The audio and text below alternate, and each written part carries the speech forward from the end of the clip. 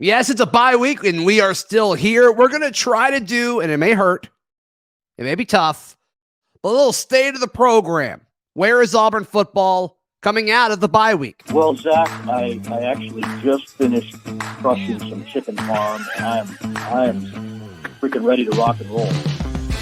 You are Locked On Auburn, your daily podcast on the Auburn Tigers. Part of the Locked On Podcast Network, your team every day. Yes, welcome on into Locked On Auburn, your daily Auburn Tigers podcast. I'm your host, Zac Blackerby, and thank you so much for making Locked On Auburn your first listen every single day. It's Sunday. That means we are joined by Darrell Dapprich, Montgomery radio vet. We said we weren't going to do it, and we just couldn't help ourselves. Darrell, coming out of the bye week, how should the Auburn fan feel right now? Wow, that's a great question. First of all, it's great doing one of these where there's not something that we're coming off of that we have to talk about that's negative or speculative. So this is kind of fun. Just kind of we're talking about the whole season, which is exactly well, but it's kind of like a looking forward and a looking back at the same time. So it's a little bit different. I would say, to answer your question, hope. Hope is the word that I would give to Auburn fans. Looking for the rest of the season, because here's why. Okay. You could say that if you were basing it on the field performance alone, there wouldn't be much hope, right? I mean, you'd have to kind of take your moments where you could get them, watching maybe Robby Ashford improve, watching Tank Bigsby run. Some things happen that you just take your moments where you can get them. But I'm speaking more of the off the field things, that brighter days could be ahead. Could be coming ahead. There'll be some things that might be happening if a couple of recruits fall where they should may. Wow, that's exciting as an Auburn fan to look at a recruiting class that might continue to climb the charts a little bit, add some guys that can help in recruiting because of NIL and some other things that are going on. Obviously, the emerging narrative of an athletic director being named, we're on the precipice of that. Don't know when that's going to happen. But, an athletic director being chosen is a bright new future for Auburn, something to get excited about. And then, obviously, if direction, like we all think, we're going to go in a different direction from a coaching standpoint. Sure. The hiring of a new coach with a new staff, all that brings some excitement. Yes. And some fresh takes. So that's what I would, if I was an Auburn fan, that's what I would look for the second half of the season. And then try to see if your team and these kids that haven't quit and haven't given up on Coach Harsin, the ones that are really, really battling, see if they can make some headway, if they can show improvement, make some plays, give you a flash or a sneak peek of things to look forward to down the road. Yeah. And I think what happens this weekend against Arkansas is going to be very telling. Once again, I haven't shied away this past week thinking that Auburn can beat Arkansas. And in fact, as of right now, I think I'm going to pick Auburn to beat Arkansas. We'll see what happens closer to game time. But if they don't, and then they lose at Mississippi State, I guess my worst fear for this season is just we all sit around and think, okay, when's basketball start? Okay, when's this season going to end so we can finally move forward as a program and make the decisions that need to be made? Because, man, Auburn has really drug their feet with his AD decision. But still, I don't know if it really matters with the timing of everything. But still, it's just kind of feels, Darrell, that we're just sitting around and waiting. Semi-symbolic of the bye week is yesterday we were just sitting around watching other teams play. I don't know. That's just kind of how I feel about it. But if you beat Arkansas, right, and that's why I think this game is so big. And it's not big about Auburn making a bowl game or anything. I don't think Auburn's going to make a bowl game. They could, but I don't think they're going to. But it signifies hope. It signifies, oh, there is a chance you can win and start Afghanistan. Oh, there is a chance that you can defend your home turf again and beat Texas A&M. Oh, and also Western Kentucky, you should win. All of a sudden, it does signify hope. But if you lose, especially if you lose bad, and I don't think they will lose bad, but if they do lose against Arkansas, it's just, okay, for the next 4 or 5 weeks, we're just going to be sitting around waiting for the season to end. And that stinks. That is the worst feeling in the world. I haven't really felt it since 2012, and I never want to feel that again. 2012 is interesting because I think that there is a precedence for a football team starting out 3-4 in the SEC, and all of a sudden finding some things that work and coming together and playing better down the stretch and winning some games. So this would not be unheard of if Auburn did, because, you've got four really winnable games left on your schedule. So what happens if things do start to come together? There is a maturation process. I don't see it, but it could happen. It's happened before. For it to happen, though, you better win against Arkansas, because I can remember in 2012, what was that guy's name? John Smith or whatever, that coached Arkansas, that came from Louisville, and he was Arkansas's interim coach. Sure. And they were terrible. And that was the game that people felt like, Auburn could win and get an SEC win. And Arkansas boat raced Auburn that day. And you just felt everything happened as far as any life. And after that, it just got ugly. The A&M, Georgia, that kind of stuff. So I think if that happens, and if they beat Arkansas and they have some hope, it's not like it hasn't happened before where you catch fire and win a couple games. But if you don't win against Arkansas, then I think all hope goes out. You're right. All hope is lost. And then, I just feel like Auburn, we're talking State of the Union, where they are to this point. We're looking back, also looking forward as we are at this point in the season in the bye week. I just feel like this is a 5-7 football team. I do think there's a couple wins on the schedule left, but I think it's a 5-7 football team. And if you lose to Arkansas, what are the other wins, Darrell? I'd say Arkansas and Western Kentucky. If you lose to Arkansas, I would change that to 4-8. I don't see where you get that other win. If you're not beating Arkansas at home, I don't see how you beat Mississippi State on the road, beat Texas A&M. But I think you still could beat Western Kentucky. So if Auburn beats Arkansas Saturday, I think the floor is 5-7. The ceiling could be a little bit better. Yeah, I guess the ceiling in theory is 6-6. Yeah. Yeah. Yeah, and the floor is you lose out. Yeah, I still think that they beat Western Kentucky even if they lose all the rest of their SEC games. But don't. It's not like the true floor though. Like they. The true floor is you. Obviously, yeah. You could lose the rest of your games. Absolutely. That would be terrible. I'm a little surprised by something, Darrell. And I want to touch on this in just a moment. Right here on Locked On Auburn. Our partners at Nissan, they have worked with us to create a new segment across the Locked On College Network titled Thrilling Moments, where we highlight the most exciting play from Auburn's season so far. And I guess, Darrell, the thrilling moment is the Missouri fumble in overtime that resulted in a win. We were talking before we click record, like, is it Tank's 50-yarder against Ole Miss? And no, I think it's the fumble because it resulted in a win. But this segment is inspired by the thrilling new designs featured across Nissan's new lineup of vehicles. Pursue what thrills you in the all-new Frontier, Armada, or Pathfinder today. Available now at nissanusa.com. Over the course of last week, Darrell, I've been surprised how many people are in agreement that Auburn should beat Arkansas. That it's just kind of taken me off guard, because I think most of the Auburn fan base right now is in a situation where, and rightfully so, I'm not going to argue with it, where there's a lot of pessimism among the fan base of they should have beaten LSU, they should have beaten Missouri by more. Really, I think you can make the argument they should have beaten Ole Miss if you really want to get down to it. But just the execution hasn't been there, and the full game plan hasn't been there. But a lot of people, myself included, are kind of just expecting it to come together when Arkansas comes to town this Saturday. And I'm a little surprised that most of us are in agreement on this. It depends on a couple factors. Obviously, a bye week is really a great time to get healthy and to get refocused. And a lot of teams come off bye weeks, play really, really well. Now, keep in mind, Arkansas is also coming off a bye week. So Auburn traditionally has done really well coming off bye weeks. You just think about injuries and bumps and bruises, you get people healthier. So I think that's the first reason why there's optimism. I think people are putting a little bit too much stock in what happened at Ole Miss, because Ole Miss had a number 9 next to its name as a ranking. It was on the road.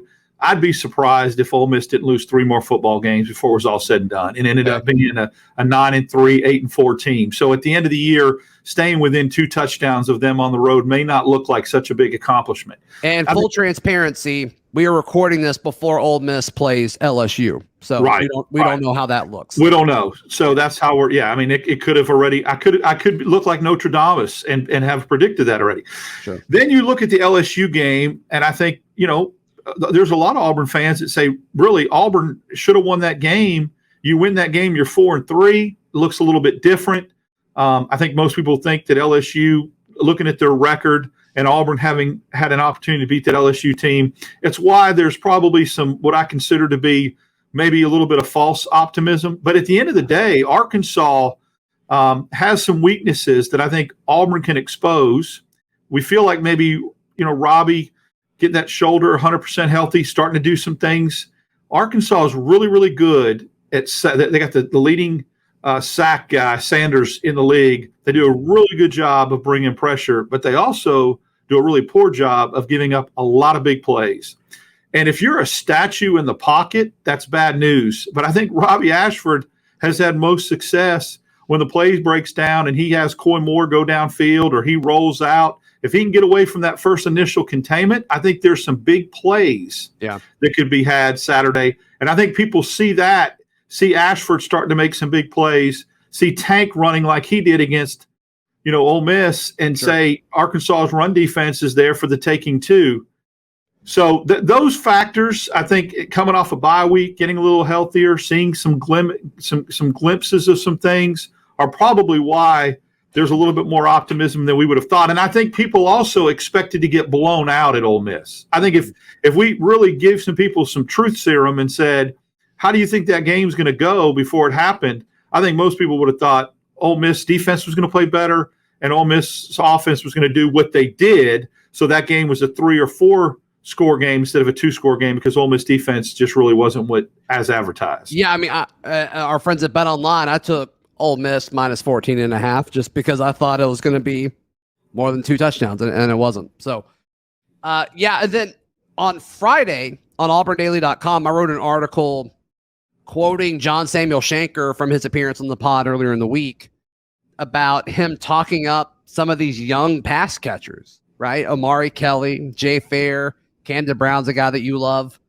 And I want to see more of those guys incorporated into the offense, especially if it's like, okay, you don't know what the upside of this team is moving forward. Maybe it gives you some pop because those 3 guys, I think, have a ton of upside. I think their upside is bigger than, what Shedrick Jackson has left in the tank. And Malcolm Johnson Jr., it sounds like he's been battling with some injuries and, but he hasn't been the guy that we thought he would. I don't think that's all on him, but I think Coy Moore has been outstanding when given the opportunity. Javaris Johnson, maybe similar things to Malcolm Johnson Jr. there. So let some of these freshmen give them the opportunity to cook. I'd like to see that over the stretch of the season. That's why a bye week provides so much optimism. So what happens is you reevaluate what you do well and what you do poorly up to this point in the season. And you say, okay, this is what we do well. This is who has shown that they can make plays. We've got 2 weeks to implement and incorporate something. You don't completely throw everything away and change it, but you do tweak things, add things, take things out, and adjust and say, well, we need to get the ball to this guy more, or we need to do this more, or this play was successful, we just didn't execute it. You have a chance to evaluate and really look at and say where we are year to date that didn't work and it does work. And now let's get 2 weeks to implement some of this stuff. Right. So that's why there's some hope that maybe they can look at film and say, oh, this is something that we need to try, and let's throw some wrinkles in there. Yeah. You can change some things up, and maybe that's effective, even if it's just going back to basics and starting an offensive line that's a little bit different that you came across by mistake and getting Tank more carries. Mm-hmm. Yeah, I'm there with you. Okay, there's we can go ahead and do this. Got a question from Wonder Beer in the Locked On Auburn Discord. If you want to join the Locked On Auburn Discord, click the link in the episode description down below. He said, hypothetically, how much could it be hurting our defense to practice against our offense? I'm talking about masking deficiencies, not pushing linebackers to excel, etc. Or is a lot of that covered through other drills? So I think some of it's covered through other drills, and a lot of it's mental, right? A lot of that's done in film work. But I was talking to someone who would have knowledge of the everyday happenings of practice. I'll just leave it at that. And it sounds like most days the offense and the defense go up against each other, and the defense just absolutely dominates. And then when it becomes time for the offense, like where they actually need the ball, they pull all the starters and they put backups in, so the offense can actually like effectively and successfully run plays, which is concerning, right? Yeah. Darrell, like that's not good. But so like I don't know exactly how much that's hurting. Once again, I know the defense wasn't good against Ole Miss, but like I just don't think that's the issue. And I think they had a bad game against Ole Miss, but I think that's the best offense they'll play until they go to Tuscaloosa for the Iron Bowl. So I don't know. I don't really think it's mattering that much, Darrell. I just think the offense is bad, and it's just not a whole lot you can do about it at this point of the year.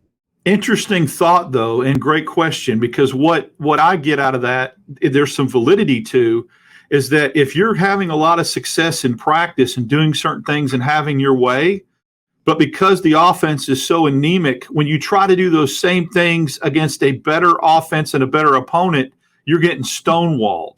So I think it does start to create false security, but then that goes away. That goes away real quickly in the second series when you go, okay, this is a whole different deal, and we've got to adjust and do things differently. So, you know, when you face a force that's a little bit stronger that you've been seeing in practice, you should give more pushback. You should do things differently, and maybe that's what Auburn's doing. But I think it's a valid point. I think to a certain extent, there's an overall, we feel really good about ourselves because of what we're doing in practice against an offense that's less than stellar, and it gives you a false sense of security to make adjustments and to do things correctively that you're going to need to do against better offenses. Interesting point. And I think that comes into play just like emotion.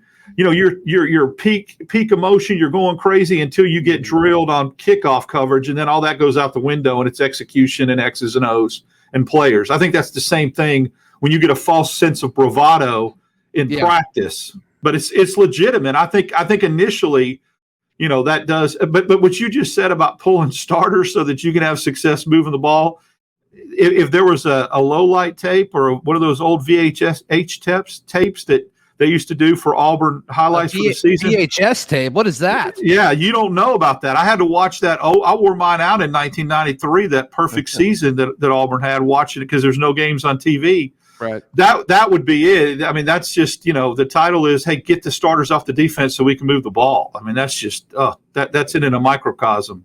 Yeah. My counterpoint to this, and I don't know how valid this is, it's a small sample size, but maybe the defense found success against LSU because Jaden Daniels is just a more polished Robby Ashford at times. Mm-hmm. So that's what they were used to seeing in practice. I don't know. Just a counterpoint for the sake of conversation. And that's what's interesting because Arkansas, you know, KJ Jefferson can be that dual threat guy. Different type of dual threat, though. Different type of dual threat. You're right. But the running back leads the league in rushing. So that's scary, right? I mean, when you see how Auburn got gashed last week, and then you're facing the leading rusher in the SEC. KJ's not as good of a passer, though, as Jackson Dart. I don't think. Jackson Dart surprised me, too, with his running ability. I was very surprised at how he knew when to pull it and got extra yards downfield. It was a knack that he really surprised.